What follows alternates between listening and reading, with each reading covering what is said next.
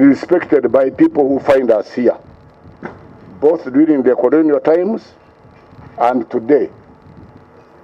These things my brother was talking about of Uganda Club, Jimokana in Arusha, Golf.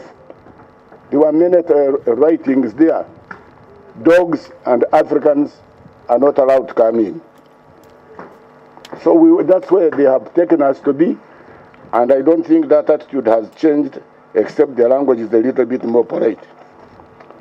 Recently, there was a tape they were released by the State Department in America, where in '71, Reagan was talking with the governor, President Nixon was talking with the governor, Reagan then, when the Africans voted on the assembly to admit China as a member of the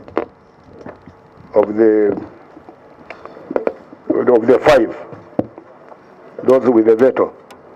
And they were shocked to see these monkeys, that's their conversation, dancing on the floor.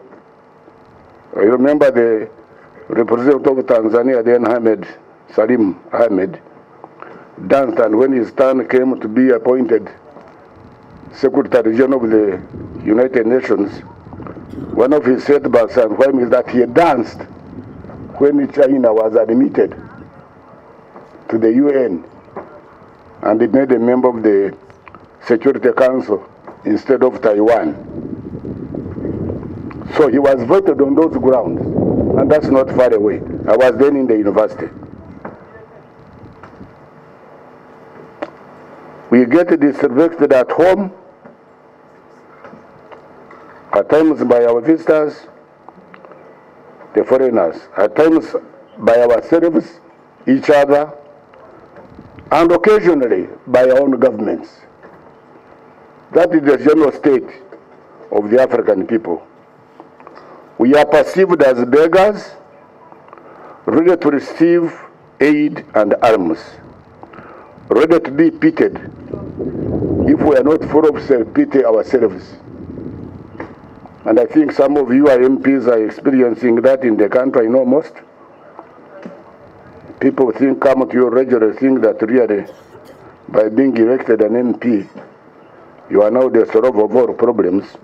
And we also take on that mantra. Suddenly, by becoming an MP, you have all the solutions on weddings, in churches, burials, baptisms. If your presence is not there, you must send a message accompanied by an envelope. As if that was not enough, all the bad things and calamities in the world, disease, abject poverty, so we are perceived and we are made to perceive ourselves. Famine caused by drought, and then followed by famine caused by floods. Lack of rain, we suffer. With the rain, we suffer. Tolagewa. We are told that the worst effects of climate change, to which we have contributed little, if at all, awaits us in the sub-Saharan Africa. A polite way of saying black Africa. Sub-Saharan Africa means nothing except black Africa. Originally it was Africa south of the Sahara and north of the Limpopo. And don't be shocked when in South Africa and some Africans said, "Are you from Africa?"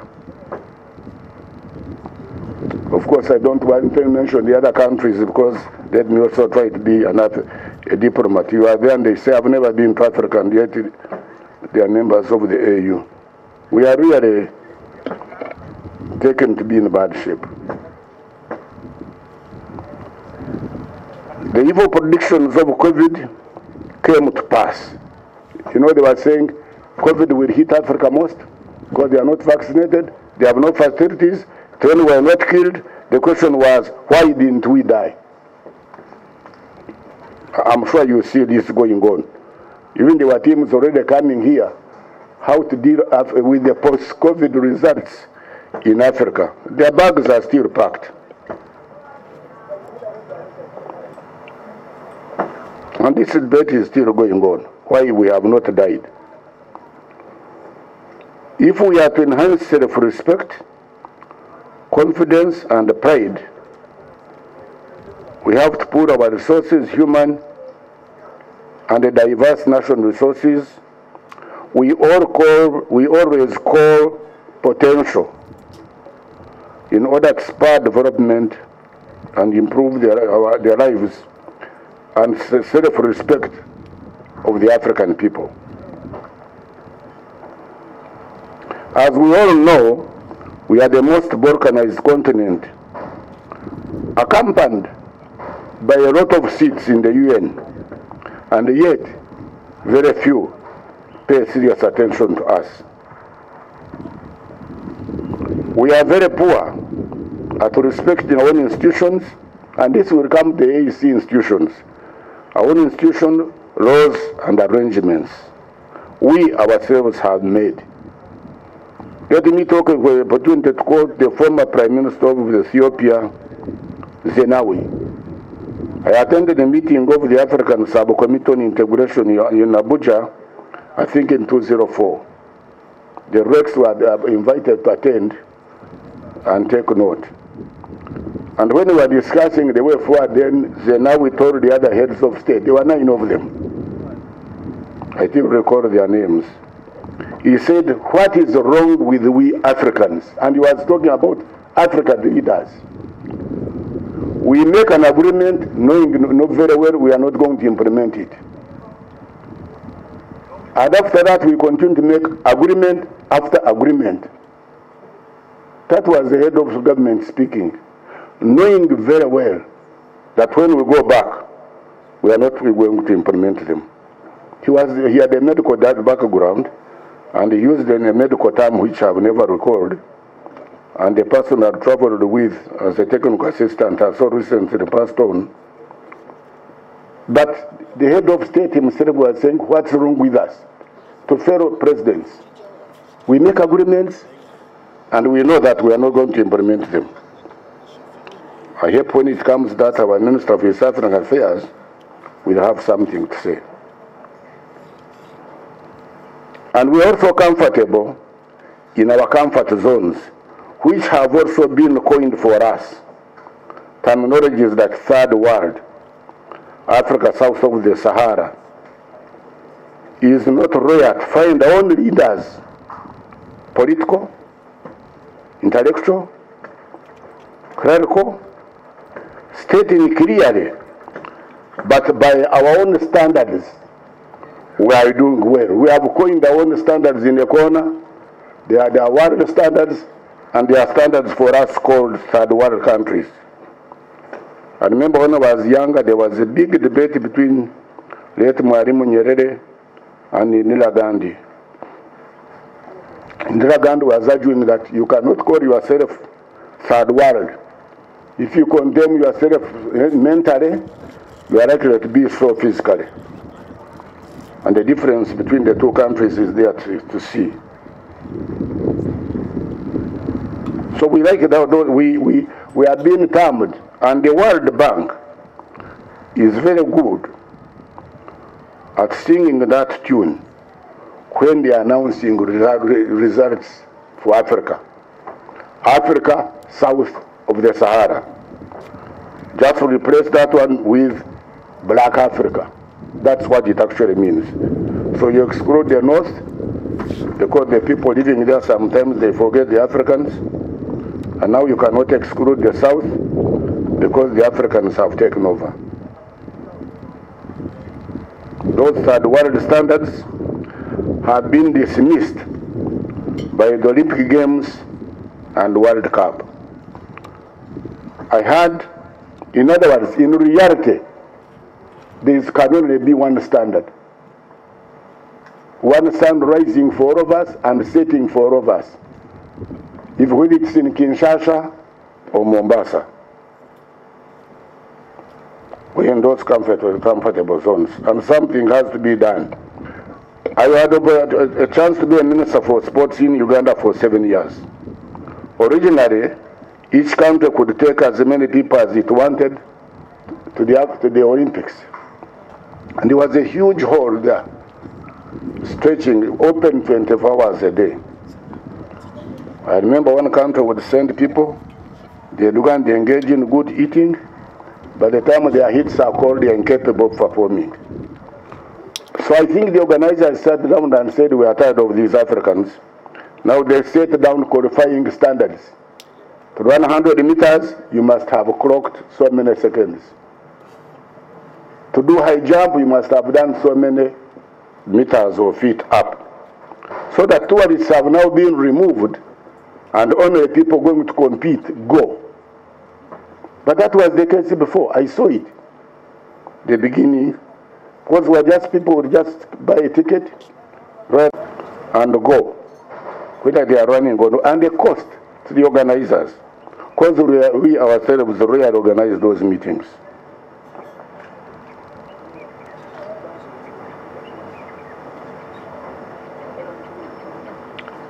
I would like also to point out that we should stop judging and comparing ourselves with the mediocres. I'm okay because the whole class failed. Is nobody who passed? By our standards, we have done very well. Even now in the community, and they're going to be candid in this discussion, they have started lowering qualification standards in order to accommodate those who may not meet them. If high jump was 2 meters, now put it at 1.5 meters so that I can qualify. My own view is that standards should be standards, and if you meet them, you should go to improve so that even after you, those who come can actually meet the standards. If we don't do so, we shall continue to compare ourselves with mediocres instead of changing our mindset and comparing ourselves and stating ourselves against the best of the best. Another point pertinent to this point of view is respect and pride in our own institutions. We create institutions and we don't give them the respect we give to other people's institutions. I will candidly compare the attendance of the East African Community Council Ministers meetings and the summit compared to those when our leaders go to the Commonwealth, go to the Africa-China Summit, Africa-India Summit, Africa-Japan Summit. Watch at how many people go, watch how long they stay, and watch the treatment they will receive. And compare with how much time when did the summit in Arusha, in Nairobi, how much time, how many attend? I've had opportunity to compare these points I'm making here today with the president here in Uganda and probably another president or two. So they are not strange to him. The most painful one was the recent summit in China, where the president of China would be standing at the entrance door, receiving one head of state after another. He comes in, shakes hands, on the side, photo finished, phew, another one.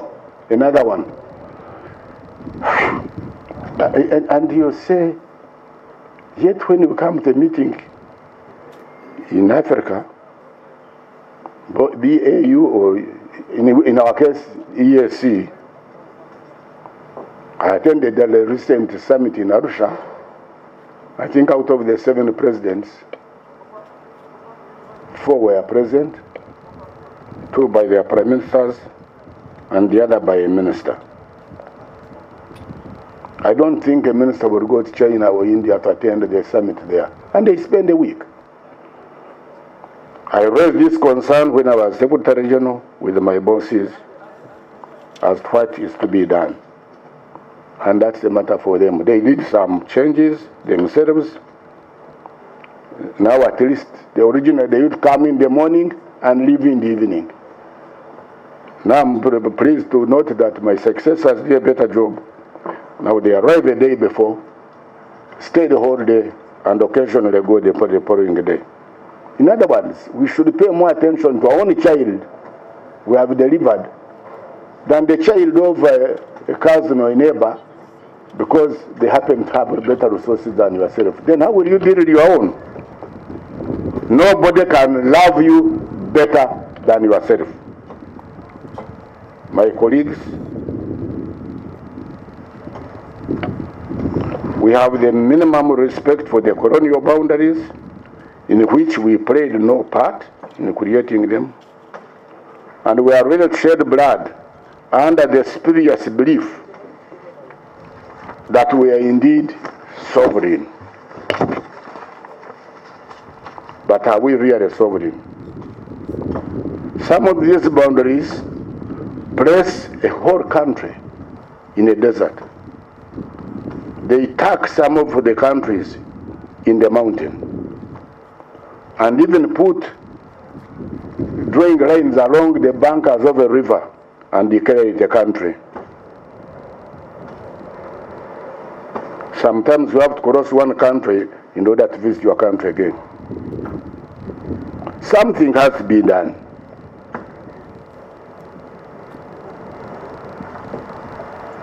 Look at the tragedy that is likely to befall Lake Victoria, a common resource.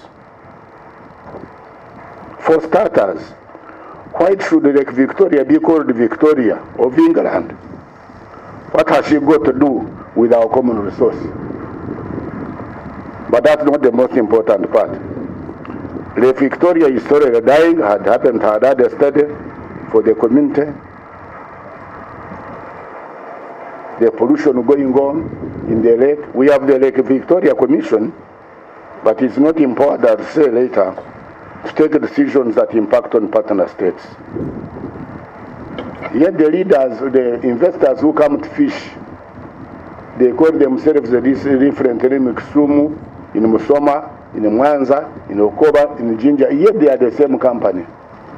And when they fall, they catch the big fish and they want more, they start allegations, which I witnessed as Secretary General, that Tanzania now is using a net from Lake Tanganyika.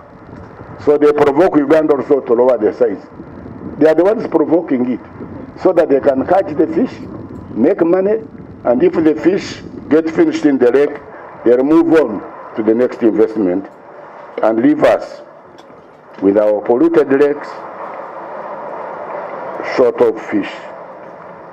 It is we to take the bull by the horn, and you, the legislators, to pay attention to these details so that our children and grandchildren are not sentenced to poor living conditions.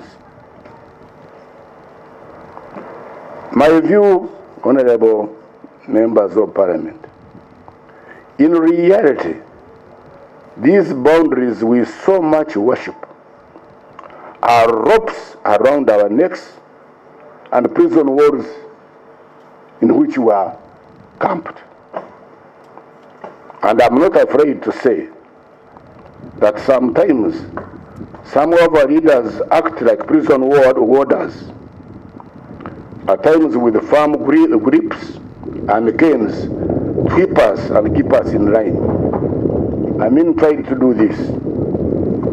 Things can happen within the boundaries of that country, and the neighbor is supposed to say nothing because those are internal affairs. But in Africa, even when your neighbors are exchanging unfriendly blows, it is abundant that when the other neighbors come in and say, what's going on? We can overcome these hindrances by creating bigger entities within which common people can move and exchange views. I find it extremely odd that an Acholi in Pabo regards another Acholi in South Sudan, as a foreigner, and really struggles very hard to make ends meet with another citizens from the Mahavura Mountains. Yet their gardens transcend the borders. So integration will help us to overcome the consequences of these artificial borders to which we did not contribute, and they had to remove, but they can be administrative. So the late Agure Award of Uganda can meet Muda Award in Kenya without having to seek passports. What is the issue of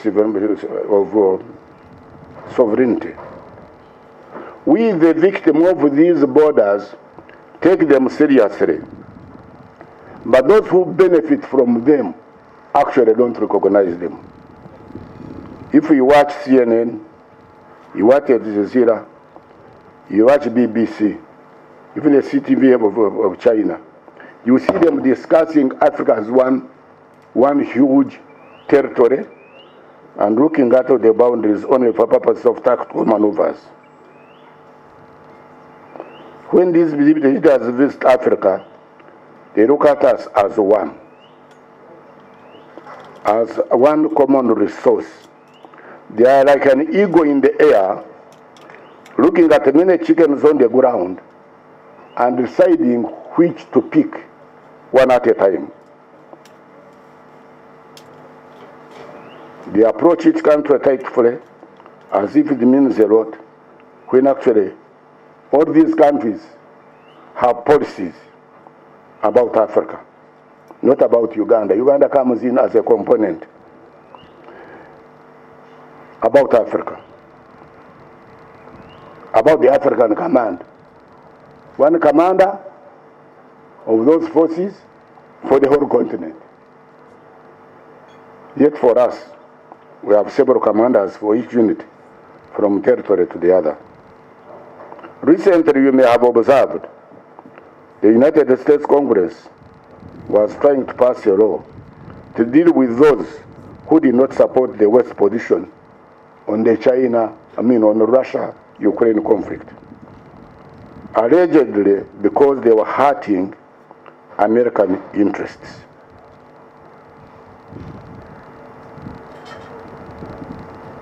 Who will protect African interests?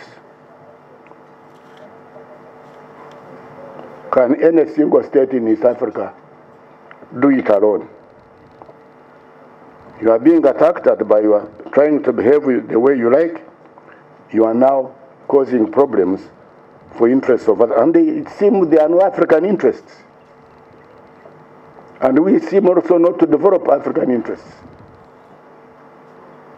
That is why when we were in Arusha last week on Kadaga, you heard that. People are complaining, why should you have a slogan, buy Uganda, buy Tanzania, buy Kenya, and at the same time we are creating a common market of 300 souls. As I said, we need to develop some resources, some way of developing our goods as a common resource, and also having an African perspective or an East African perspective to your African issues. Last Saturday, I had the opportunity to travel by road from Arusha to Nairobi. At Namanga, as I crossed, they have created a common, whatever they call it, border post. There is Tanzania here, Kenya here.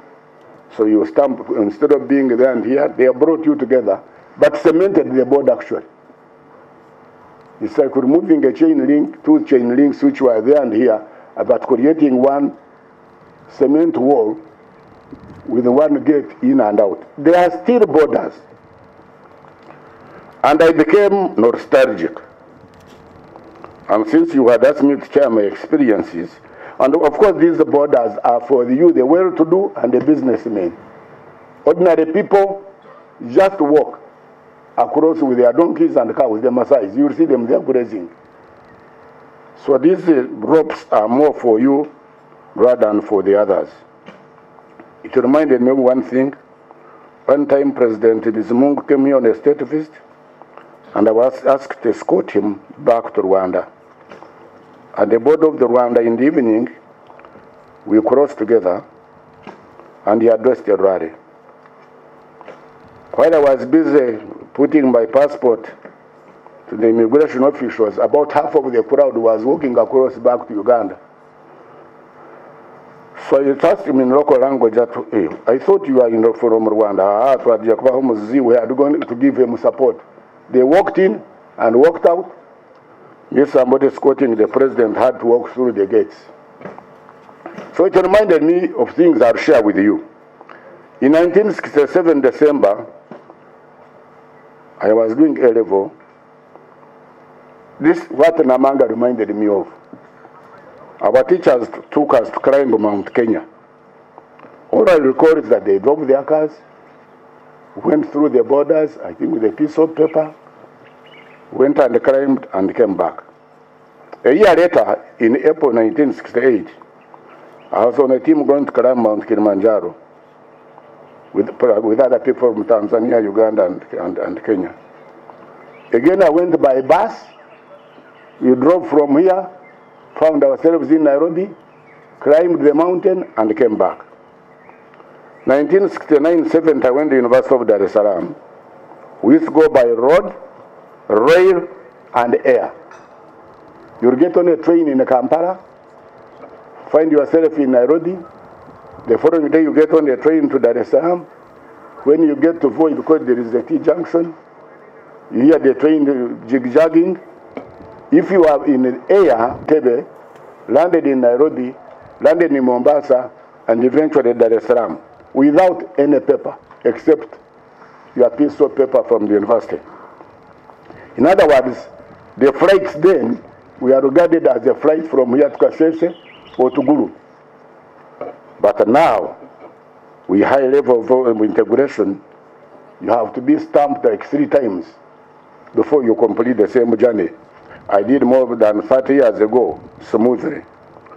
So where are we going? And these borders, common thing they call it, are sponsored by the European Union.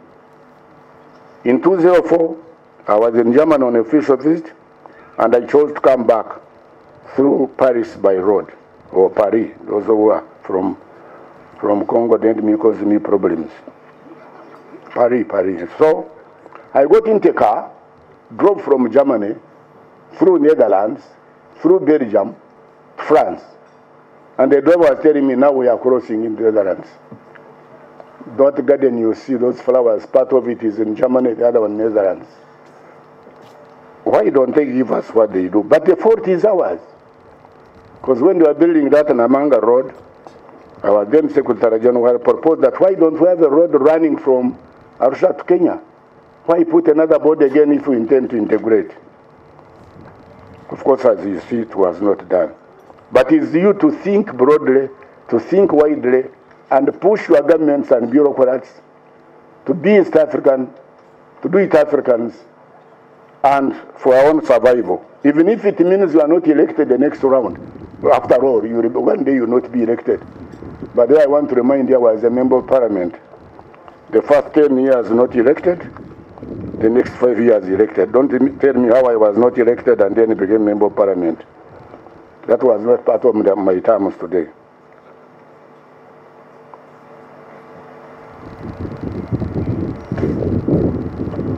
So my wonder was then, as I crossed and remembered all this, are we moving forwards?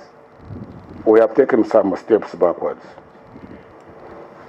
If we are to raise incomes and standard of living of East Africans, raise pride, self-confidence, and respect and esteem, build viable institutions for research and innovations,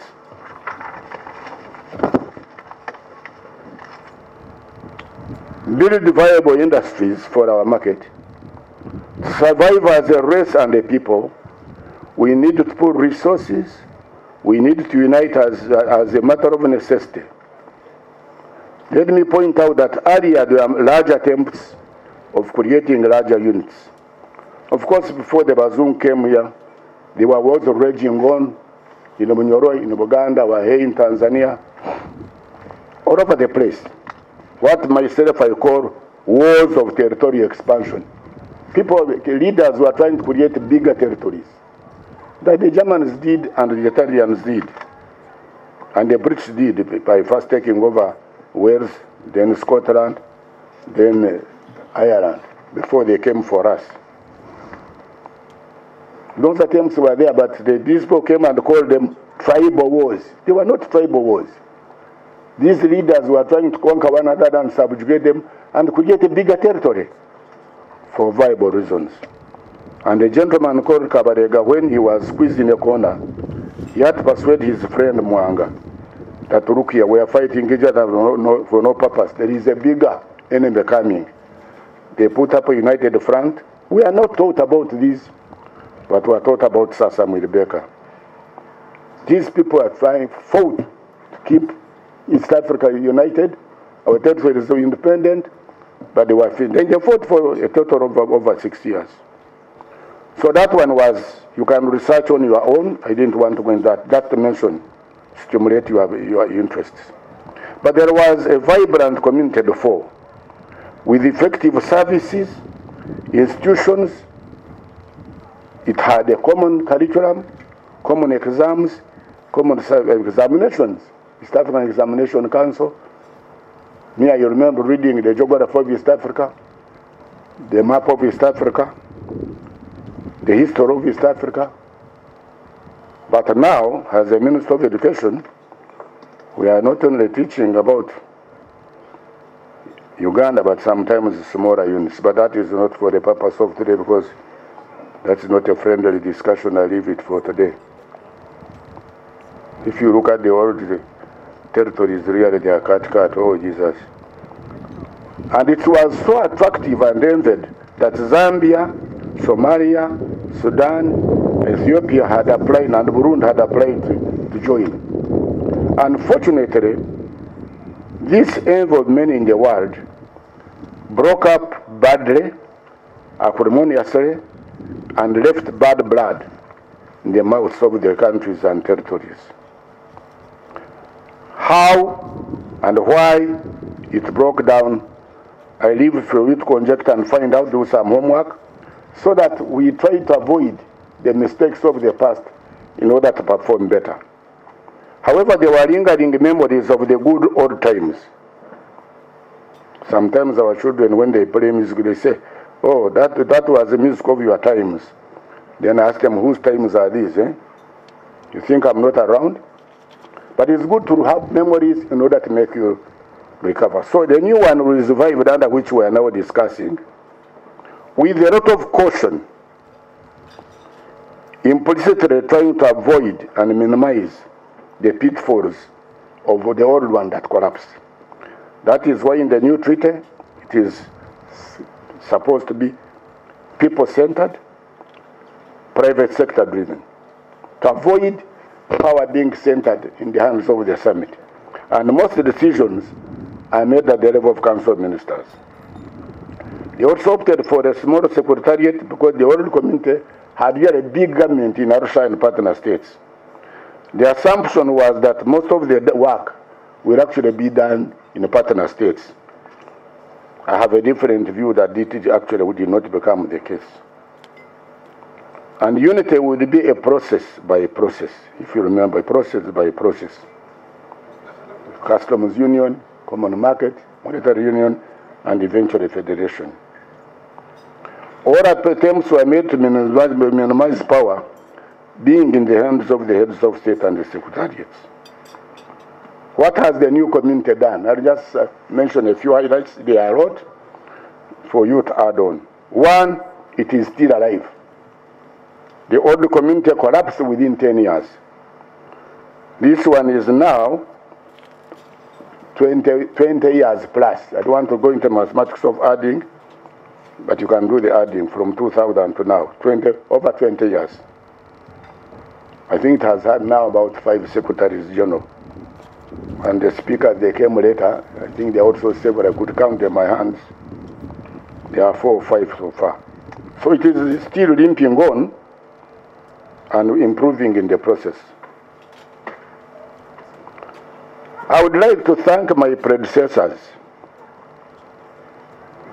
Ambassador Francis Mudawara, and Late Kazaura, and Dr. Nahamia, for their small team that did a lot of wonders, what they called confidence building measures because the community had broken up badly, especially between Tanzania and Kenya. The borders were closed. Uganda, we did not feel the impact because we were already in a coma. And I mean, people are running away. Those who were inside were struggling to survive. You know, when you are in induced coma, you don't know that things are happening outside.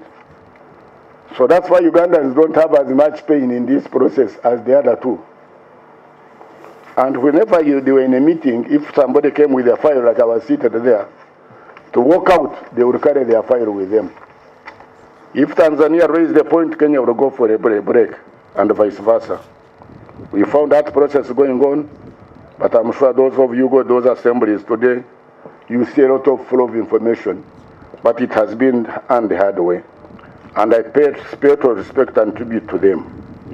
The Lake Victoria is active. There have been a lot of associations in place, business, doctors, lawyers, NGOs, institutions.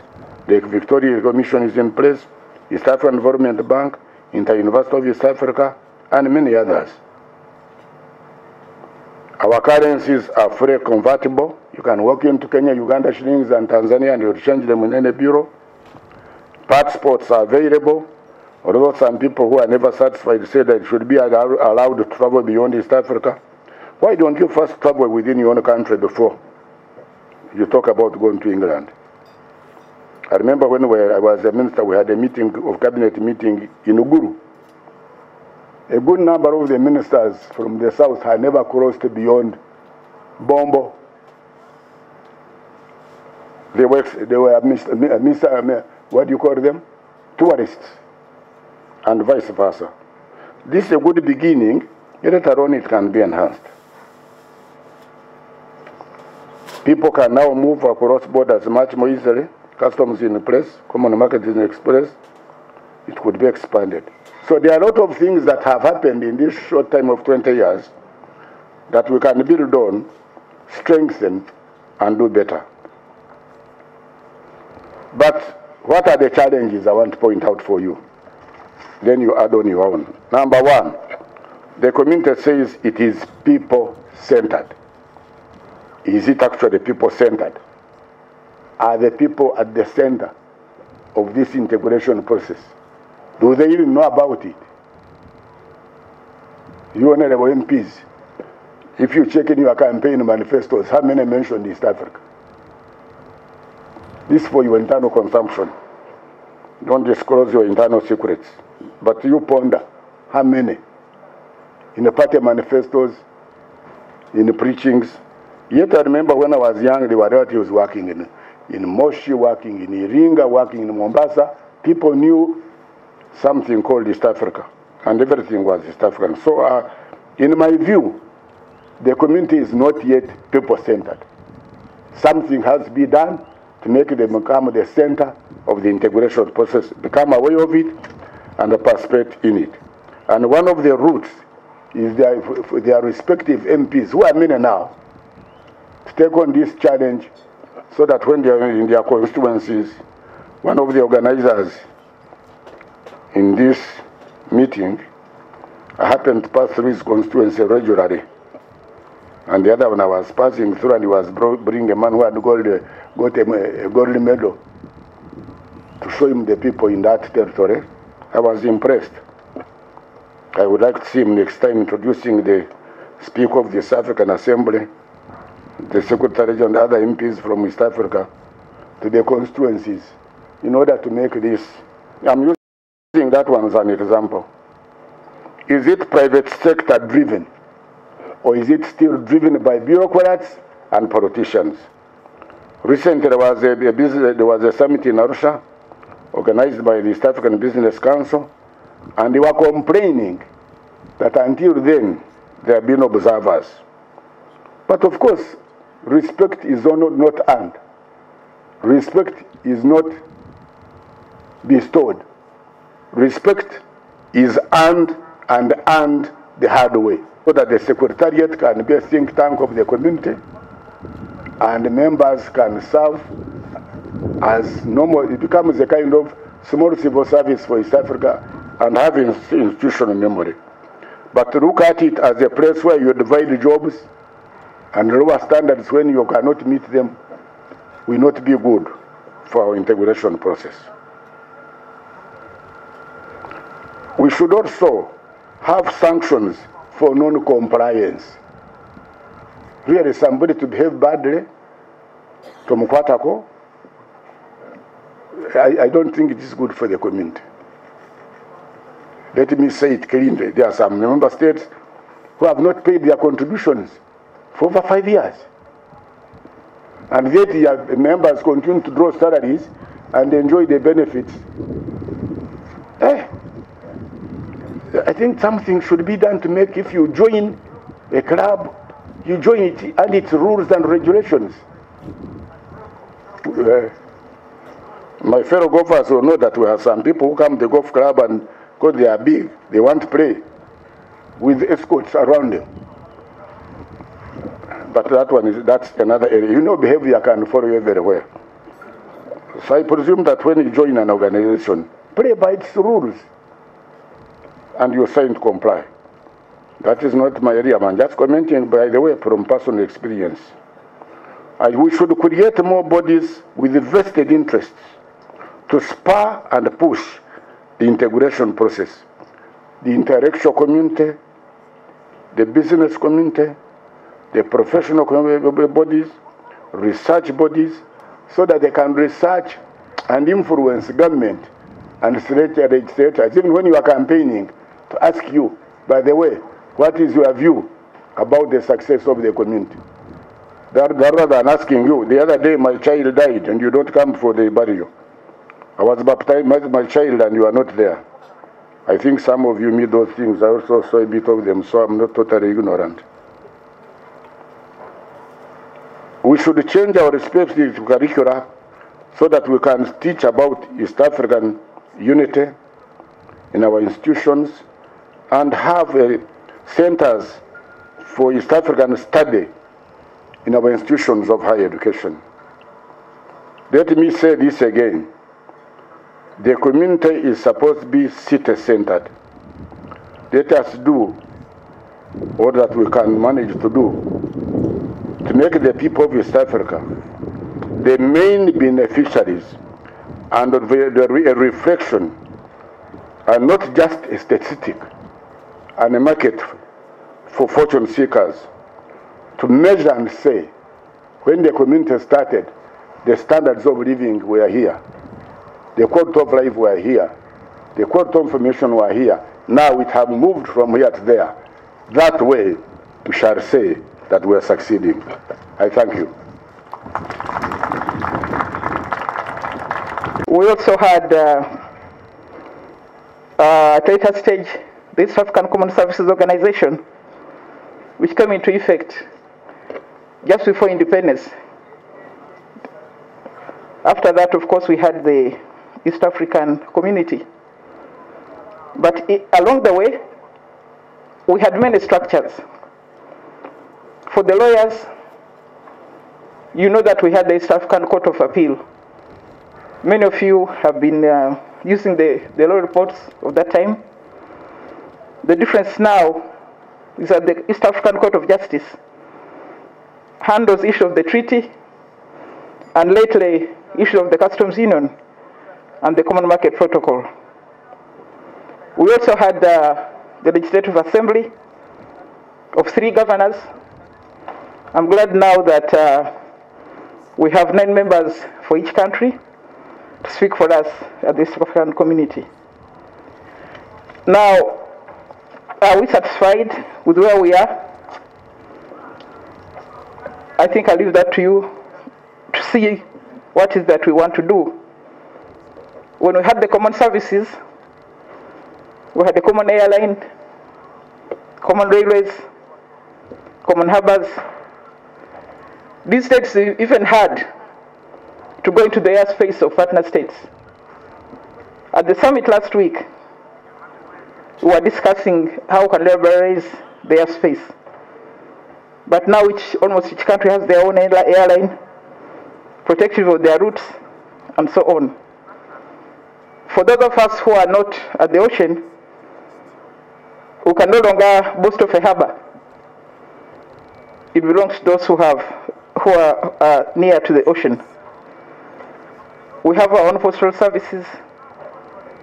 We're struggling with the railway, with some having a standard gauge railway, others have a meter gauge railway, others have nothing. But we have our program of the 4 pillars: the customs union, the common market, monetary union, and the political federation. Customs union is in place. However, you've heard about how little we are trading with one another.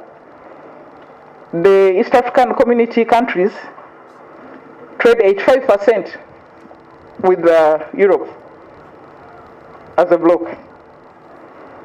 At the last meeting last week, we set a new program, ambitious, but I thought it's important to be ambitious, to say that within 5 years, we would like the trade to rise from 15% to 50%. But that will require really serious addressing the non-tariff barriers. I found interesting things at the community. One of them was the and partnership states unwilling to establish the Trade Remedies Committee. This committee is what is supposed to handle the issues that Honorable Margaret has raised on rice, the issues of our constant quarrels with Kenya about our maize, our sugar, and so on. So at the summit last week, we agreed that we set a timetable. So all the countries report at the 4th meeting that we have completed the requirements for that committee. The other area where I found lethargy is the issue of sanctions. I found that in the committee they are pussyfooting about non-payment, pussyfooting about non-attendance. So I told them that I don't want to be part of that. And I demanded that at the next meeting, the 43rd meeting, the issue of sanctions must be addressed comprehensively and it's on right. So that we bring some, as Honorable Mushega said, if you belong to a club, there are rules for being a part of that club. Now, the Common Market Protocol. Is it working? A bit and a bit not. Because the Common Market Protocol involves the freedom of movement of goods. How much of our goods are moving freely between one partner state to another? How many services? Someone mentioned the professions. I think it's only the architects and the engineers who have achieved mutual recognition agreement within the East African community. So the other professions really have to move very fast, including my own, the lawyers, who have been very slow to acknowledge and appreciate the qualifications achieved in different partner states. Movement of persons. This is still a challenge, despite having East African passports, which not everybody has. In some countries, you're required to have identity cards. So we still have to streamline that area to enable our people to move. Like what Mushega said, me, I'm a child of the community because my father worked in the East African community. And I was a beneficiary of some of the privileges of the East African community. Before the age of 12, I was able to travel to Mombasa by train from Uganda. And I will never forget Fort Jesus, still in my head now. But we went by train all the way. It was subsidized by the East African community. So this is the kind of thing that we'd like to see now and for our generation. So the movement of persons is still a problem. What about capital? I think capital is also a problem. And when you consider that, for instance, the partner state of Uganda, we don't have a bank. We are relying on Equity Bank, a Kenyan bank. I call it the Bank of Integration because they are all over East Africa. KCB, EcoBank, all those. But where is the Ugandan bank in this integration? We are spectators. These are some of the areas that will help us to achieve aspects of the common market. What about the rights of residents? How easy is it for a Ugandan national to go and set up home in Kisumu? What are the requirements? How do you get a house? How do you get land, etc.? All those are still a problem. How does a Congolese person come to set up a house in Mbale, start business? All these are areas that we need to handle under the Common Market Protocol. We are getting slightly behind on the monetary union. We had hoped that by 2024 we would have the common currency, but there has been a slight delay in identifying the location of the East African Monetary Institute, which would transform into the East African Central Bank. 4 countries bidded: Uganda, Tanzania, Burundi, and Kenya.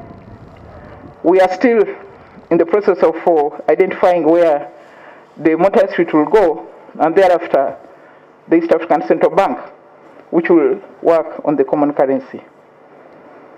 Our ultimate goal is the political federation. This is not also on course. Originally, a target had been set for, I think, 2007, but this has not been possible. There was some lethargy within the partner states, and a new arrangement was made to consult about a confederation rather than a federation. Consultations began, but they've only taken place in Uganda and in Burundi. The recent summit, we directed the partner states of Kenya to handle their consultation in February next year after the elections, but the partner state of Tanzania and Rwanda, where there are no elections, to handle their consultation this year, so that we move. But of course now that we have expanded, we may have to continue the consultations with the Republic of South Sudan, the Democratic Republic of Congo, and if Somalia comes as they are trying to get in, we may also have to consult on that issue. But that's where we stand. We are not on course. Now,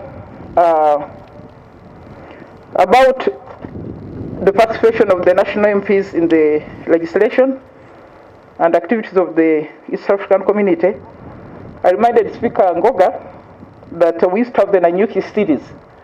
And I requested him to start again the Nanyuki series, where members of the parliaments of the entire community would converge together with the Yala in order the partner states to review areas of collaboration. I hope it can be done, and we start moving. Now, I'm concerned about the quality of leaders at the East African community. We are making a start.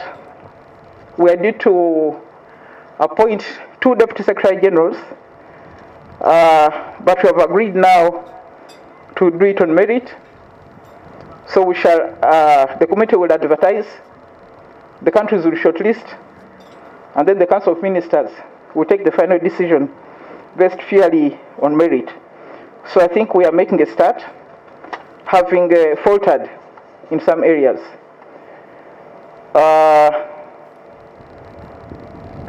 Now, this week, if Parliament was on, I was planning to come and lay a number of the acts of the community, but this will be done as soon as you reopen, because it's a requirement under Article 65 of the treaty.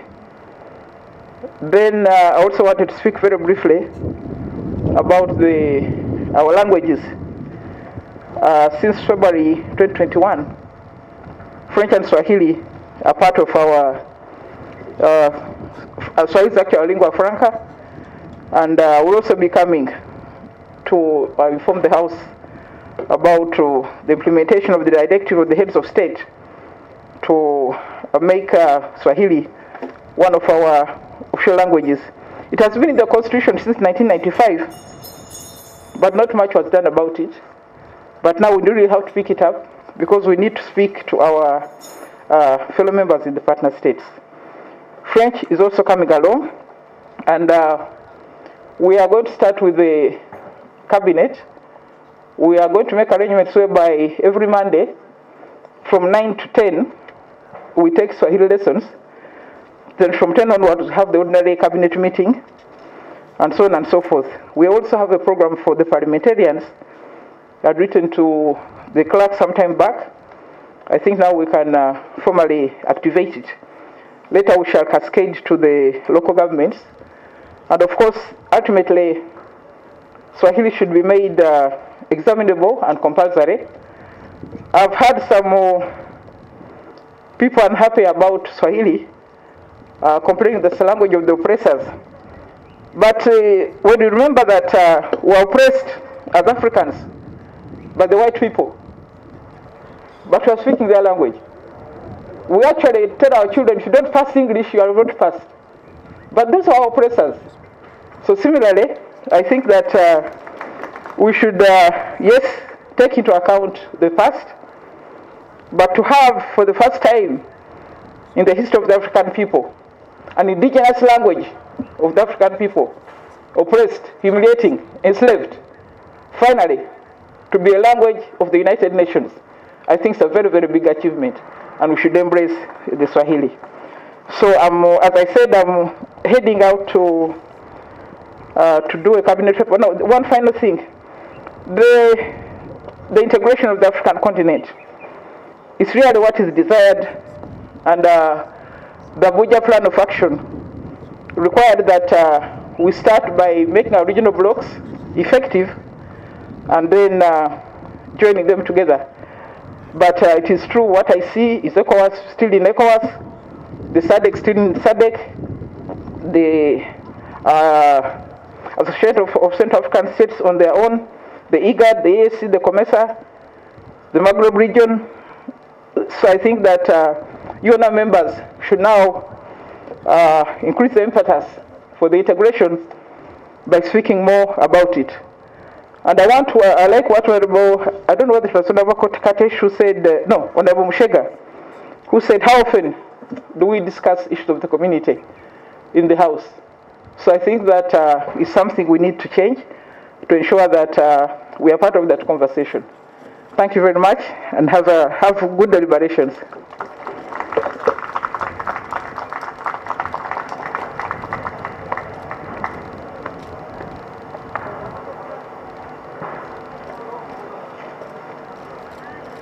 I think Right Honorable Kadaga deserves a better round of applause than that. Somebody with the energy is Ainengoga. The same word in Kinyarwanda, same word in Kinyankole. The Right Honorable Amanya Mushega, Right Honorable Kidega, and all the other ministers and members of parliament. I am glad to know that there are some members of parliament who are concerned about East Africa. That's very good, because some of the leaders are just there. Leaders,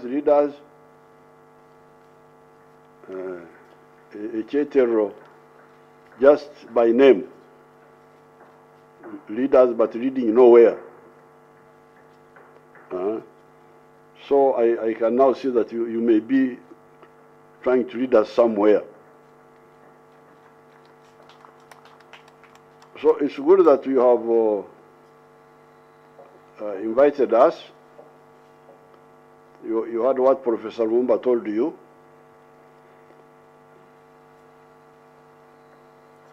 The reasons for the integration must be clear in your heads. The first reason, I had Right Honorable Ngoga mentioning it. I think he had me talking about it some time ago, and he seems to be a good student.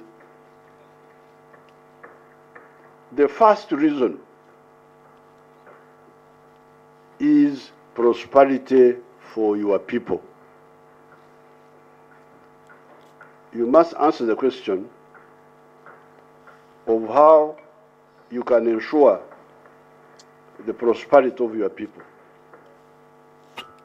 This is what we have been telling people all along. This integration is not for the leaders, it is for the wananchi. Especially if the wananchi wake up and become wealth creators. When the wananchi become wealth creators, then the issue of integration comes up. A wealth creator is a creator of, a producer of a good or a service. Because that's how you create wealth in the modern way. In the past, in the pre-capitalist times, the pre-money times, you could have goats and you look after them on one hill, and you don't have to bother with the other villages beyond your area, because the goats and the cows were for only subsistence, for food. But with the development of the money economy, with capitalism, when capitalism came up, and modern economy, even socialism, socialist economy, then the issue of who buys what you produce becomes crucial. And this is where the parochialists, those who are parochial, really run into trouble.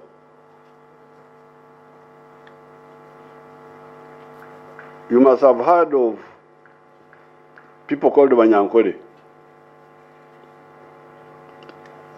There are some people who live somewhere. I happen to know something about those people. These Banyankore, they have cows, they produce milk. In the past, they were drinking the milk. Produce milk, you drink it, that's the end of the story. But with the money economy, they now know that you can live better if you produce your milk and you sell it. They produce beef, they have beef. They have bananas. They also have other things. They have coffee, they have tea. For coffee and tea, those are taken by the international market. So even if the Ugandans didn't want to buy the Banyankore tea or their coffee, they would sell it abroad. But it would have to pass through the non-Banyankore area. Even that international trade will get to the ocean by going through parts of Uganda which are not Banyankore areas and parts of East Africa. So even for that, they need Uganda, they need East Africa. But specifically for the milk, the beef, and the bananas,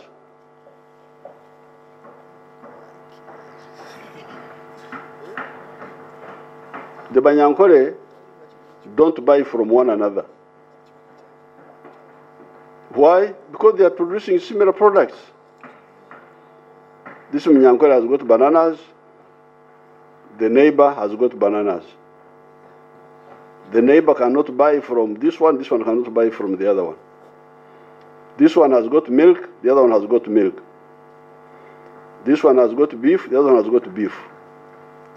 Therefore, although they have wealth, they have cows, they have land, they have water, but to turn it into wealth, into prosperity, they would be stuck. And that's why the Banyankore now need Uganda. That's why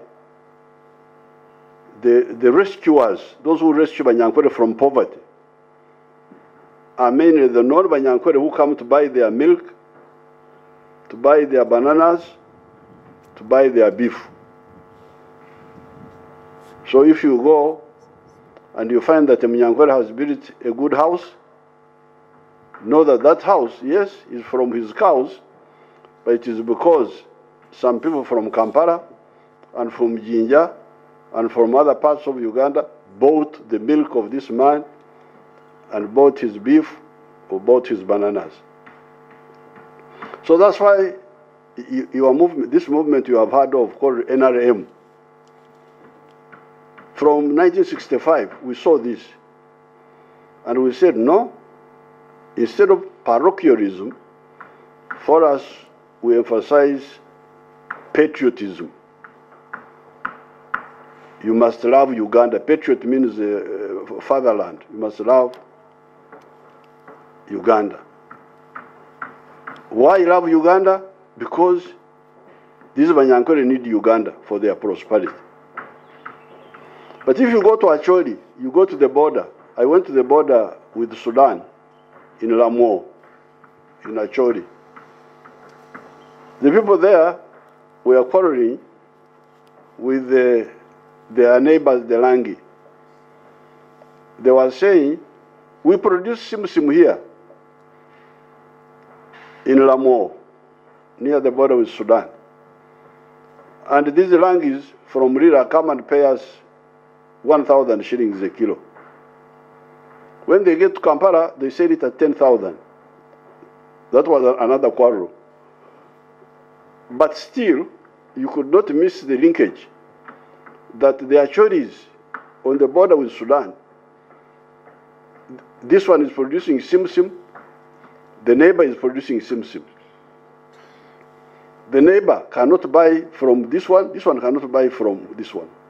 The only people who buy this simsim are we the Kamparians, whatever you call us, who don't produce simsim, who buy it from the Achoris.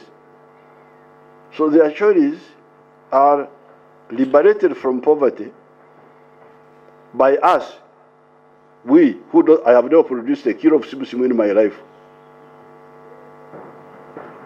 But we use it. And who are producing it? The Achoris on the border with Sudan.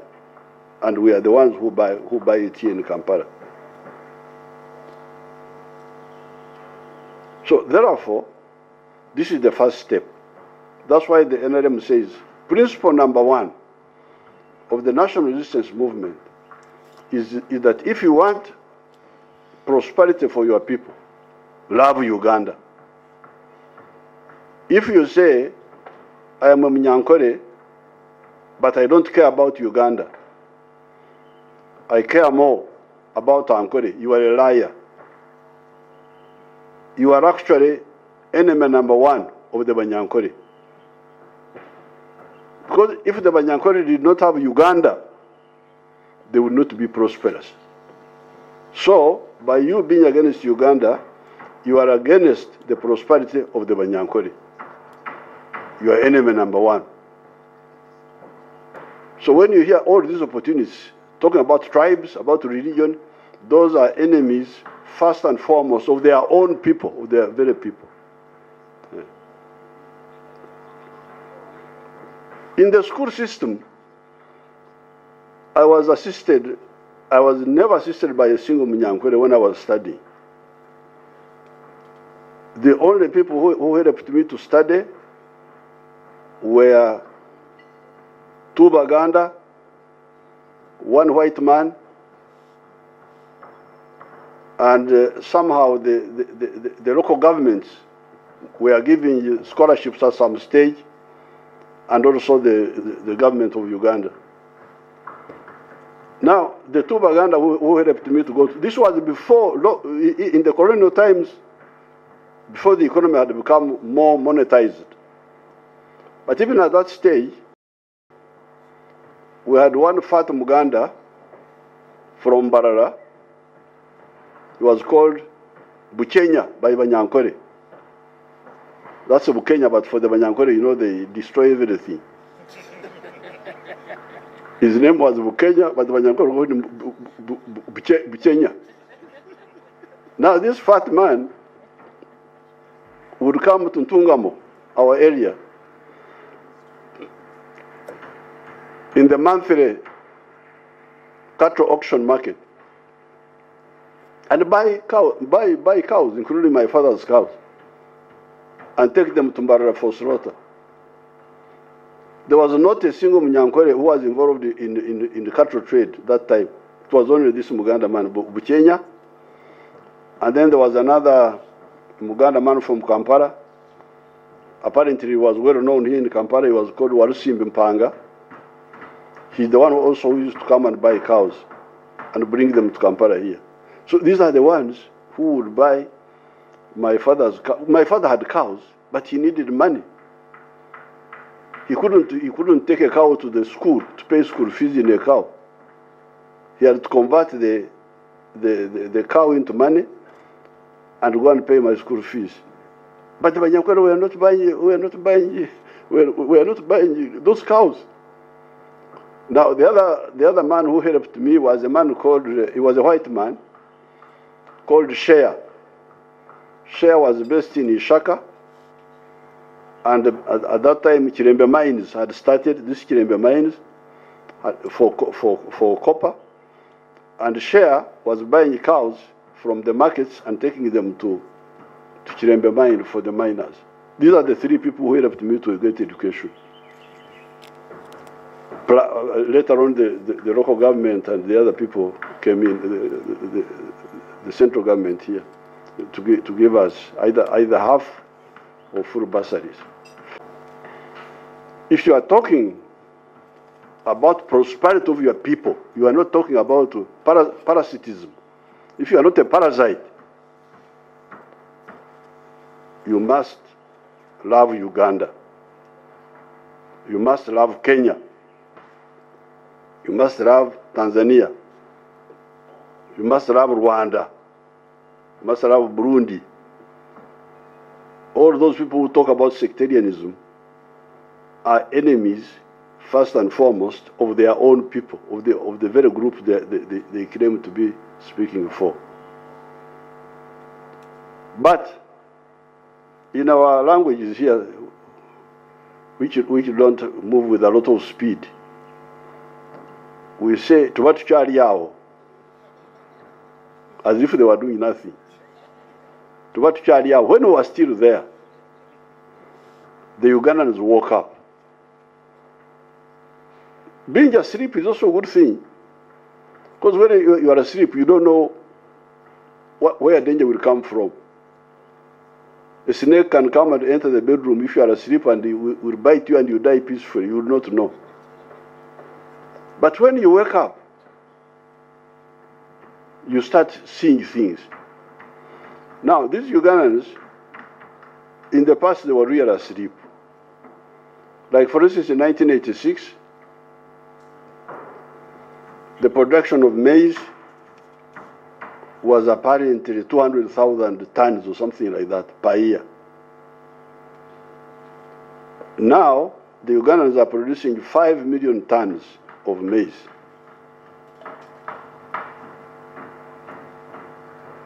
In Uganda, Ugandans don't consume so much maize because they have got other foods. They have got bananas, they have got cassava, so they don't eat maize so much. So within Uganda, the consumption is 1 million tons. So you get a surplus of 4 million tons. So where do you sell it now? We are stuck. The internal market cannot take more than 1 million tons. The milk, the other Banyankore issue I told you. Production in 1986 was 200 million liters a year. Production now is 2.9 billion liters. The internal demand is only 800 million. So there's a surplus of 1.9 billion liters. Where do you sell this? The Banyankore are stuck. The Ugandans now, it's not just the Banyankore, it's all of them. You come to Ebikado, to sugarcane.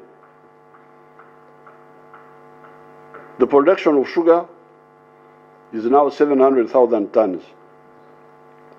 The internal consumption, 380,000 tons. Surplus, 320,000, and growing. Where do you sell the sugar? And you go on, you can go on item by item. Steel bars, Emitayimba, you go to cement, you go to soap, you go to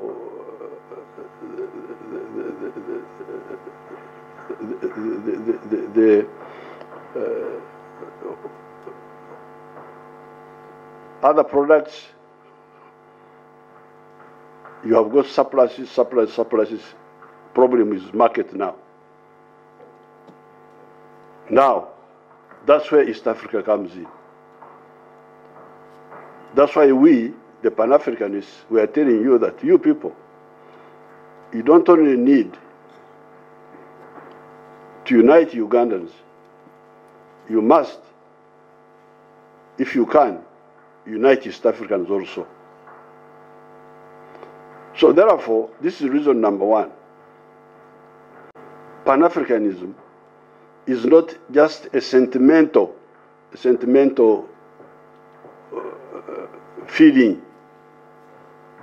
It is a rational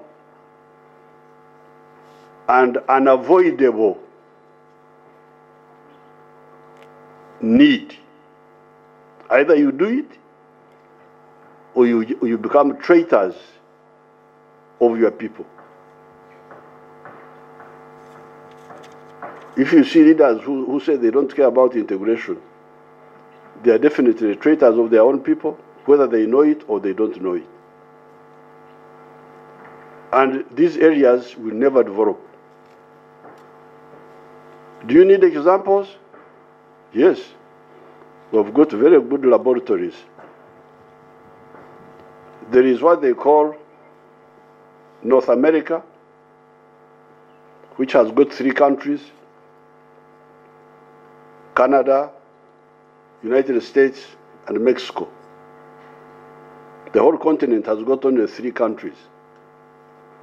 Then neighboring, there is South America, which has got a large number of countries.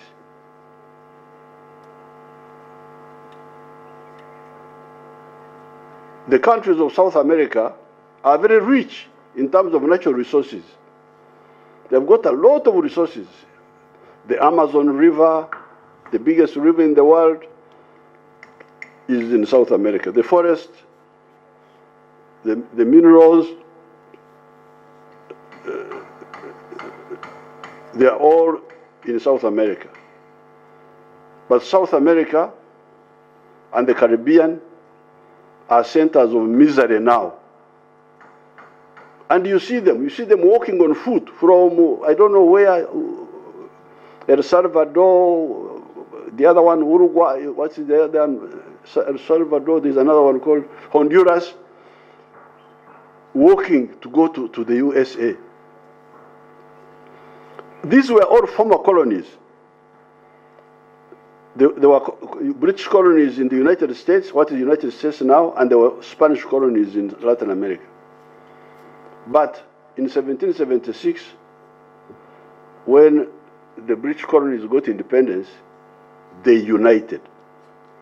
The 13 of them formed a federation. And then gradually they built on it. And because of that, they built the most powerful country in the history of man, up to now. It's one of the most powerful countries in the world. Why? Just because of uniting the market. Neighboring Latin America, a lot of wealth, but no integration. You can't succeed. If you are a businessman in El Salvador, how do you succeed? The market is 2 million people. Then you produce, you can't sell to Honduras, you can't sell to the other one, you can't. People give up and run away. Business people run away, go to invest abroad.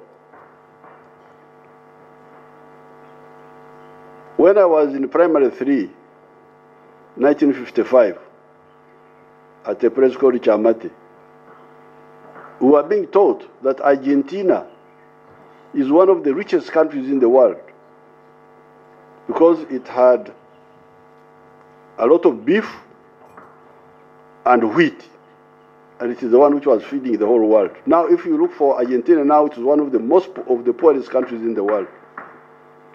What happened? The richness of Argentina and was based on selling beef and wheat to Europe. Now, when the Europeans formed the European Union, they shut out the beef of Argentina, they shut out the beef of the wheat of Argentina, and it became one of the poorest countries. So therefore, market is a very important stimulus for prosperity. So that's why we support this integration. Whether you like me or you don't like me, you need me.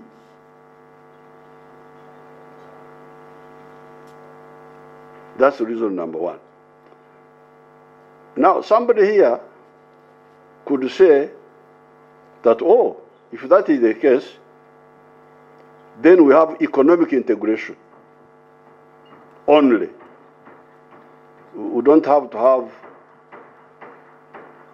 political integration. We can have economic, but not political integration. Well, if it is impossible for you to have political integration, then you accept it as a fact, and you live within those confinements. However, there are autonomous reasons for political integration. There's a war going on in Europe now between Russia and Ukraine. Air, you are superior at sea, in the Navy, you are superior in space. Now, in the case of Russia and Ukraine, Russia is superior in all four. So, whenever the NATO brings something new for Ukraine, the Russians are watching it from space. So, how can Uganda, because somebody is superior to you on land, in the air, at sea, in the oceans, you don't know what's happening in the oceans, he's there alone, you are not there, you are here in Uganda, He's in the Indian Ocean, he's in the other one, he's in the other ocean. He's looking at you in space, looking at you like an insect. What is your plan, sir? Madam, Honorable, Right Honorable, Excellency. What is your plan, Excellency? How do you plan to defend us against this man who is looking at us in space? Katonda jari.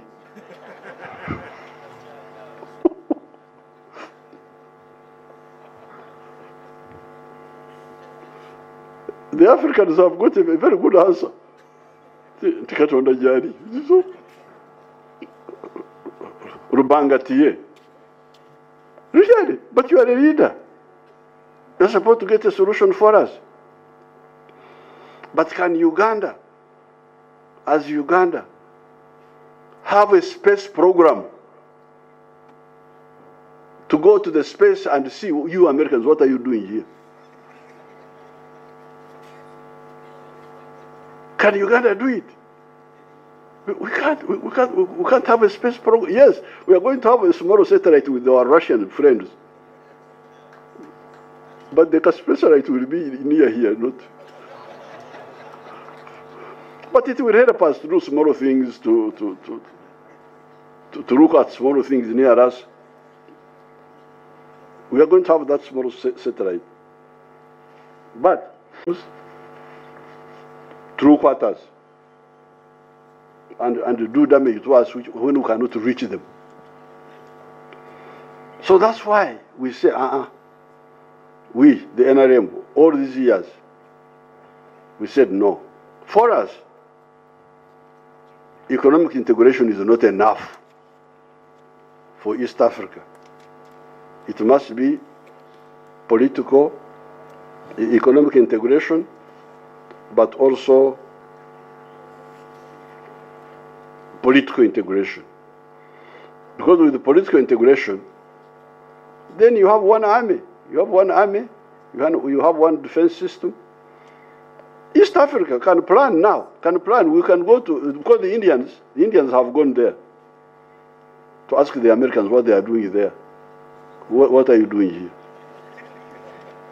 This is our heritage. It's ours, all of us. The Russians have gone there. The Chinese have gone there. The only ones who are here are the Blackies. What did they call the Africans? Negroes or what? What did they call them? They are the only ones who are here. In fact, all the other races have gone except the Africans. They are the ones who are really content on earth here. This is very risky. This is criminal. This is criminal. To say that we are leaders and we don't see this and we are just here, Excellency, President, Madame, Excellence, Madame, Mademoiselle. In the African Union, you go there, you see, Banani.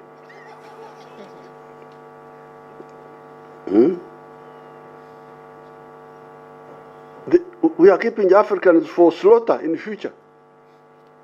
Like looking after cows, then at some stage they are slaughtered by the one who wants to slaughter them. This is not acceptable. That's why we need East Africa can go to space. East Africa. You can go to space. You Americans, what are you doing here? Mukola Chiwano. Eh? We have also come to see what you are doing here. So, that's why Ngoga correctly captured number two. Number two, integration is to deal with the issue of strategic security.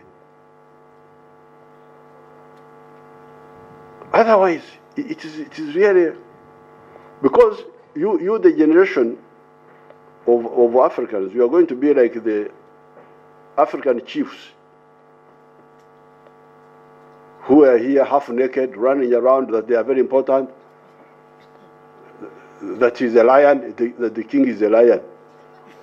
A lion, whom do you eat? He only eats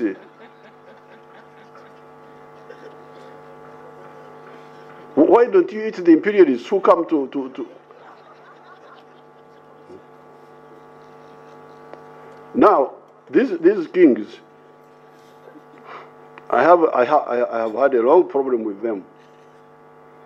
Because remember, your ancestors were here.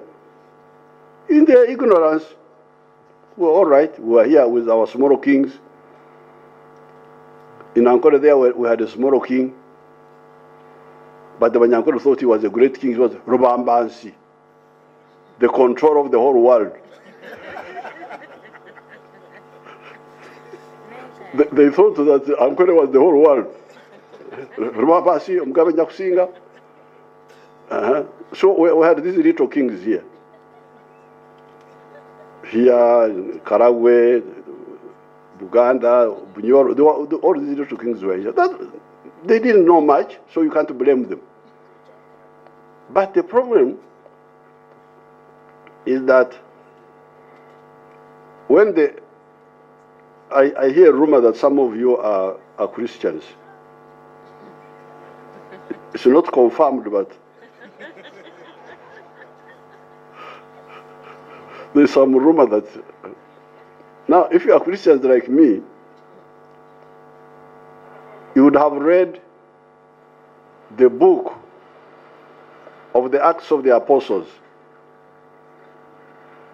the journeys of St. Paul, those places where St. Paul was passing, Ephesus, Galatia, Corinth, and all those places. Some of them are now in a country that did not exist at the time of Jesus. This country is called Turkey. This Turkey you see now. It was not there. The Turkish captured Constantinople in 1453. Captured it from the people who were there, the ones whom St. Paul was talking about, the Romans. Now, when they captured Constantinople, they blocked the overland route to the east. So the Europeans could not get spices, especially, which they needed for winter, for preserving food. That's how the Europeans started expanding, looking for an alternative sea route to the east.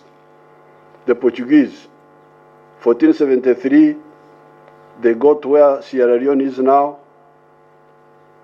1482, a man called Diego Cama got where Angola is now. 1487, a Portuguese man called Bartholomew Diaz got to the Cape of Good Hope. That's how they call it, the Cape of Good Hope. And then 1498, Vasco da Gama went around the Cape of Good Hope and landed in Natal on Christmas Day. That's why they called it Natal. Now, that's why my problem with the king starts. When Vasco da Gama went from Natal, he passed by Mombasa, he bombarded Mombasa, he continued to India. From that time, 1498, these kings of ours here were aware, they were hearing that new people are coming, new people who are strong are coming. But they were just here, just not bothered. You can imagine, Vasco da Gama went around the Cape 1498. The first white man to come to Uganda was Huntington Speke in 1862. You calculate, this is a difference of 364 years. These kings are just seated here, not bothered to find out what's happening. And information was coming from the coast until the Europeans came and caught all of them like grasshoppers here. All of them were captured. Mwanga, Kabarega, what, all these little pharaohs who tried to resist, they were captured like grasshoppers. So, is our generation going to be like that? Like those kings? Because you have heard that somebody is in space, he's looking at you from there. And for you are here, dancing, dancing in Pakachini.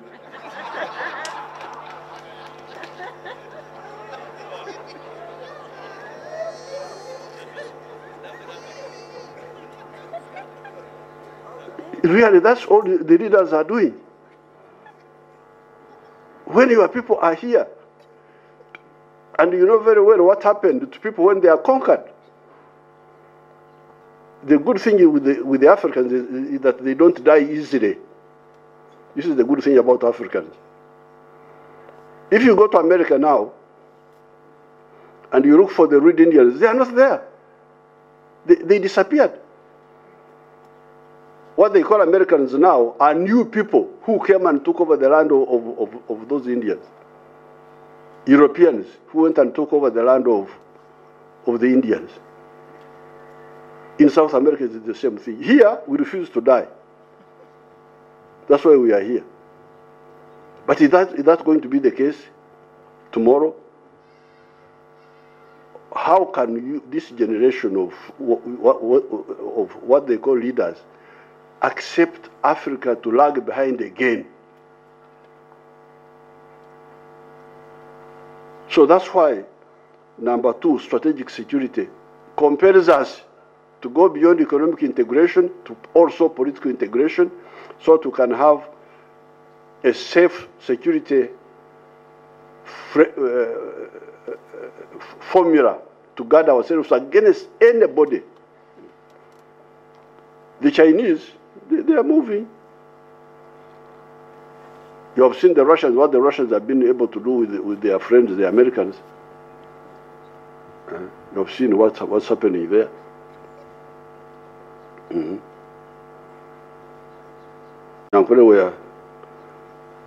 If it was not for the poor leadership, Wanyankore were really tough people. But these kings were hopeless.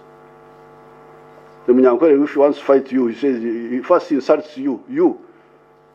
I will cut your mother something.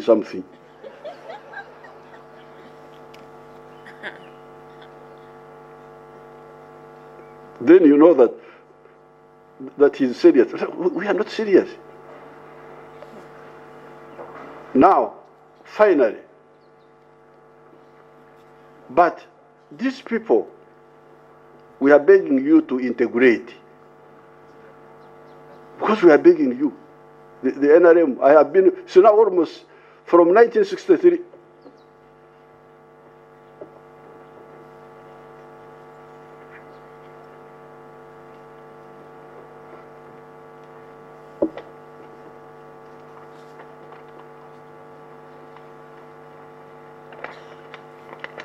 This is the newspaper of the 3rd of June, the 6th of June, 1963. You can see the headline. Federation this year.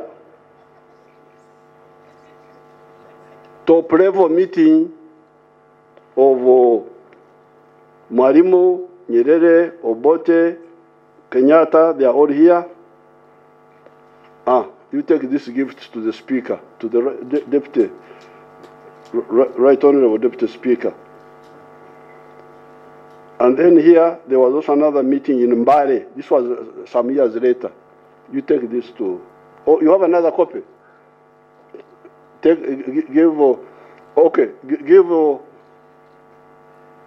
Tayewa a copy, Ngoga another copy. Even remember the preacher can also get a copy.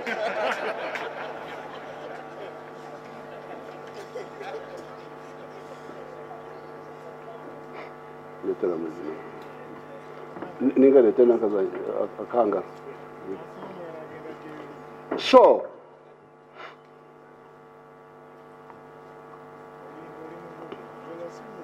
that was the Uganda August of June 6, 19.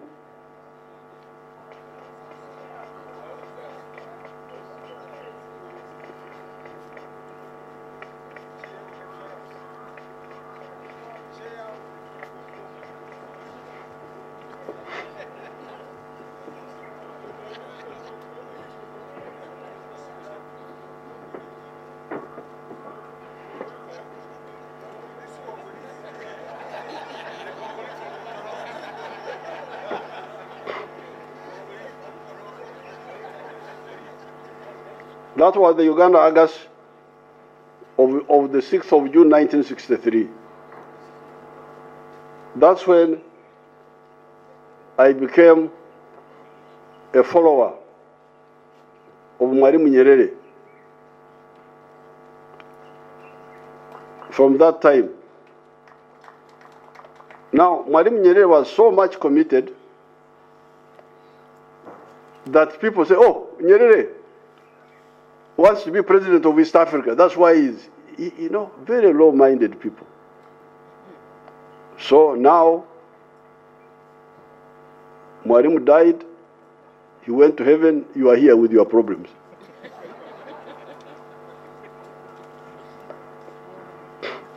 The Banyarwanda have got a good way of speaking. You know, these dialects are similar, like Kinyarwanda, Kirundi, these ones here, Kinyankore. The Banyankore, when somebody has died, they call him Karubuti, the one who died. They don't say his name, they say Karubuti. But the Banyarwanda say, Nyakwigendera. It is different from the Banyankore one, but it's a good way. The one who died, Nyakwigendera, Akegendera, he went away and left you with your confusion. I liked the Banyarwanda version, Nyakwigendera. You tell people, please do this. They don't do it, you go. They continue with their nonsense. So Nyakwigendera Nyerere went. We have been begging you, please, unite yourselves. But the people were begging to unite are actually united by God. Because if you look at Africa, the linguistic groups in Africa are only 4. The Niger Congo, the Bantus, and the Kwa of West Africa. That's one group. The second group are the Nilo-Saharan, like our Nilotics, our Hamitics, like the Somalis, like the Oromos. That's one group, the Nilo-Saharan. I don't have time to go because you will find similarities. For instance, you find our Nilotics here call water P. It means water. If you go in the Somali language, they call water Bio. The same, P, but slightly changed, Bio. Then you find the Nilotic language linked with the Bantu language. Like in Acholi, they call daughter Nyara. And you know what Nyara means in the other.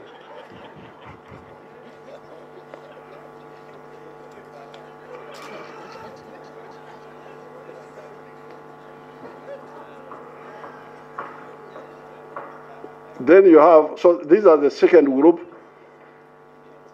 Then you have the Afro-Asiatic, the Arabic, and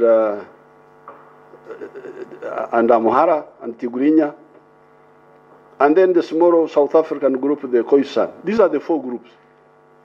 But fortunately, for East Africa, there is a neutral dialect, apart from these linkages. Because, like for instance, if you take like Runyankore group from Ukerewe in Mwanza, all those groups, and Kigoma in Tanzania, and Burundi, all those speak dialects which I can listen to without translation and know what they are talking about. Kinyarwanda, Kirundi, Kiha, Kikerewe, Kizinza. I don't need translation. All the way to Lumumba's place, Professor Lumumba, the Luya. I can hear what they are saying, know many of the things they are saying. When I visited the Vice President, Mudi Awori, I visited Mudi Awori, the former Vice President of Kenya. The women came singing, Igula Mulango, Museveni yizire. Now, how could I fail to know that? Igula Mulango, Museveni yizire. Igula, open. So apart from those linkages, we are lucky to have this dialect, which is neutral, doesn't belong to anybody, called Swahili. Swahili is a dialect which doesn't belong to anybody. We can use it in the whole of Africa. It is not Uganda, it is not Nyankore, so you will not say Baganda have imposed their language. No, it's neutral. Swahili, it developed on the coast. Sahel is coast in Arabic. These are the people who are saying, please, unite in order to achieve prosperity for your people, but also strategic security for your people. This is what we are begging you. Mariam begged you until he went away. Oh, no. We had a member of parliament here in Parliament of Uganda who used to speak, he had a speech defect. Mayanja Nkanji. No, Abu Mayanja. He used to speak Obulimi. Obulimi is when you speak with the tongue out. So when they were debating that issue there, and Obote was beginning to develop cold feet, then Abu Mayanja stood up in Parliament. Some people want to remain big fifis in small ponds. So, this problem of wanting to remain big fish in a small pond, that's what I remember I was talking about. Getting a hair instead of 100% of a hair instead of 10% of an elephant. That's what you are talking about. So these are the people we are begging you to. So what are really the factors? Why can't people see what is so good for them? I think in your analysis, you needed to notice what many of the actors are not wealth creators. They are not part of the wealth creation. Many of the actors are wealth consumers. They are the ones, the bureaucracy say what. They consume wealth, but they don't produce it. So they don't know the challenges of wealth creation. Because if you are a wealth creator, you would know the importance of the market. Market internal, market regional, market international. Germany, this Germany you see now, by 1871,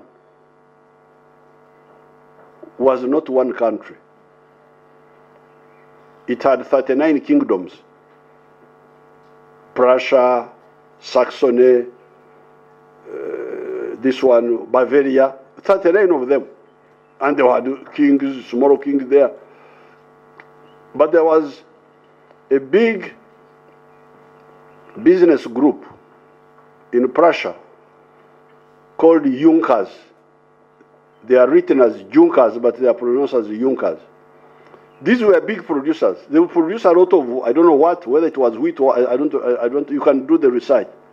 They were big producers, and they had a problem of market to sell, like we're having now, what you call the non-tariff barriers, LTBs. They are the ones who backed Bismarck, who united Germany after the 1870 war with France, the Franco-Prussian War of 1870. So, I think one of the weaknesses is the lack of this group, a powerful business group, business groups that understand the importance of markets. And then we have got the bureaucracy. Bureaucracy, for them, they just eat what is on the table. As long as some salary to pay them, they are not bothered. Mwalimu and some of us, we intellectually see the importance of the integration. And that's why we preach. But it would be good if we had these ones who are doing it for the sake of... Now, the other people, like the Maasai, Ngoga talked about, the border communities. The border communities, the traders, the small people, the ordinary people, they see the importance. But they don't have power. They don't have power. Like those Maasai whom he talked about. This is the same problem all over all these borders. All of them. These borders are an oppression of the people of the border. They are oppressed.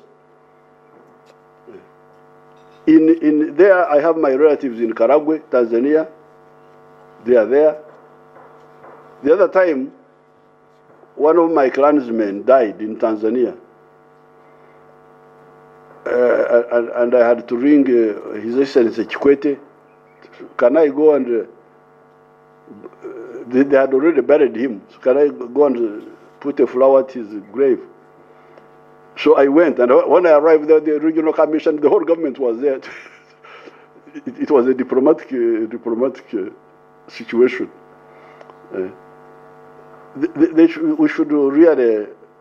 This is not fair for these border people. All these borders, from the border Katuna, you find Bachiga on the other side, Bachiga on this side, Chisoro, Chinyarwanda speakers on this side, Chinyarwanda speakers on the other side. Then you come to Kasese, you don't know who is a Congolese and who is a Ugandan.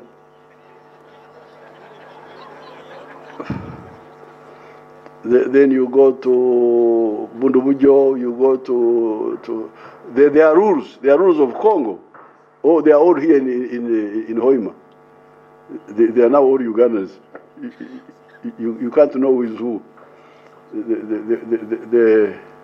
You remember they used to say that Idi Amin was a Congolese, was a Sudanese. This is because Idi Amin's tribe, the Kakwa, are more in Congo and in South Sudan than even the ones in Uganda.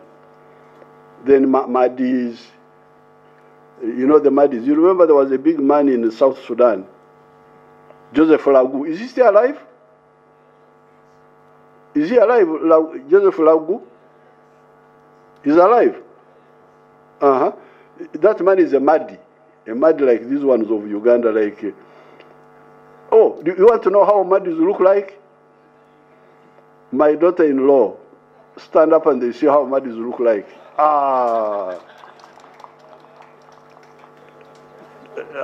Aniko, she's a Madi. Then there are Choris, then there was the what do you call the Busia people, the Samia.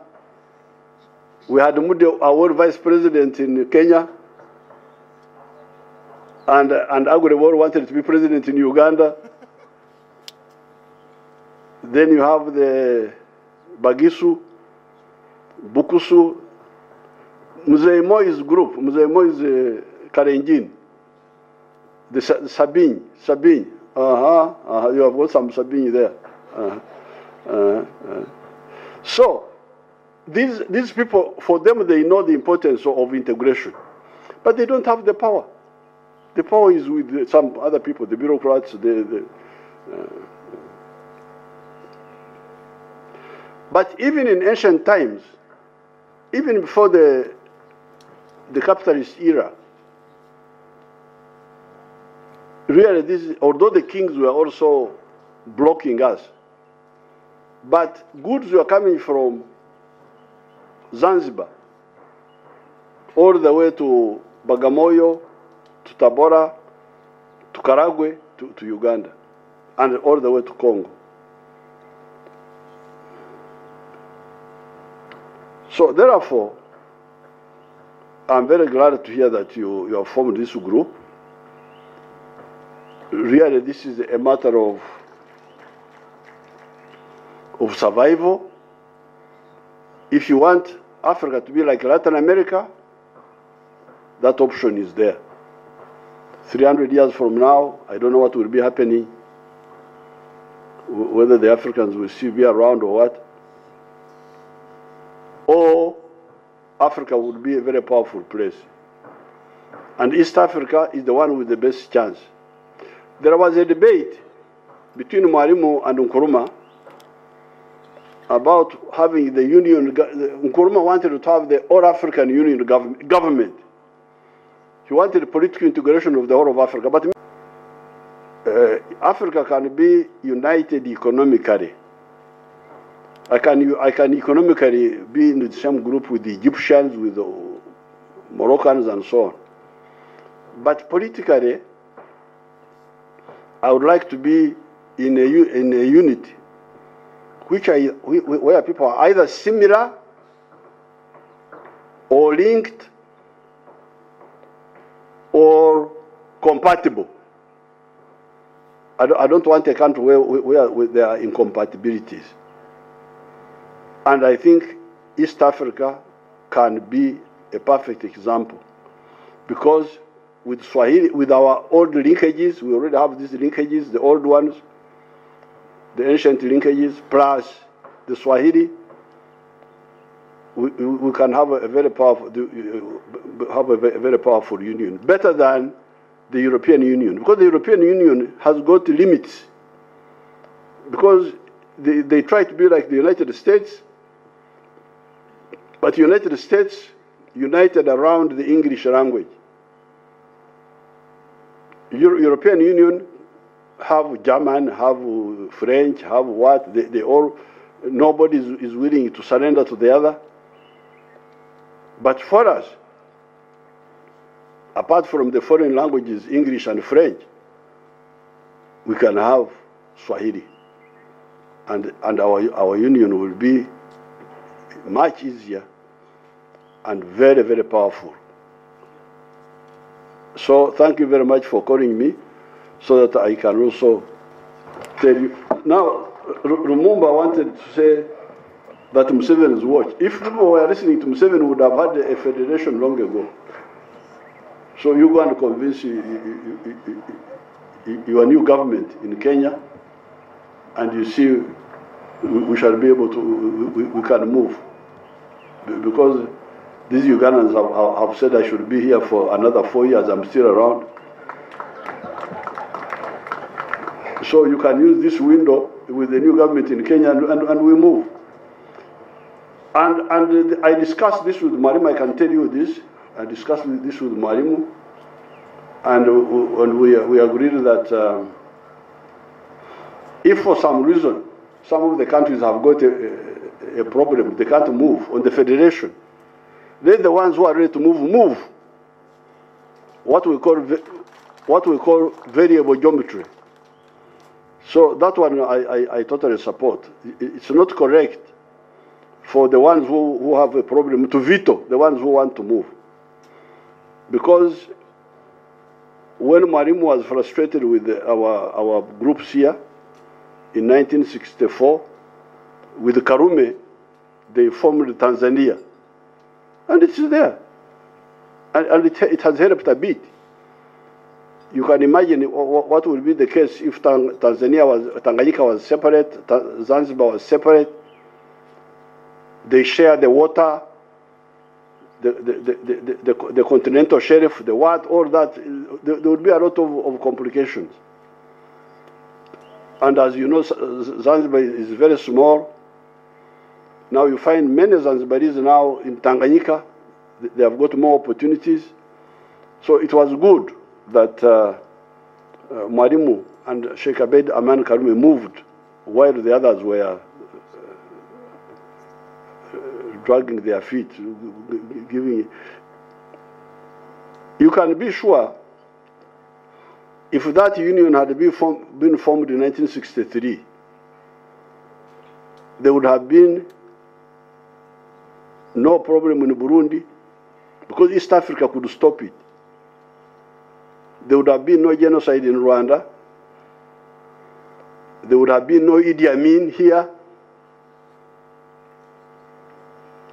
Even Somalia wanted to come in, by the way, that time. These problems you see in Somalia would not be there. Even Congo, because East Africa, if we were together, we would help. South Sudan, we would have helped them long ago. So it was a very big mistake, a very big historical mistake to miss that moment of 1963. Thank you. I wish you good luck. Your Excellency, thank you very much.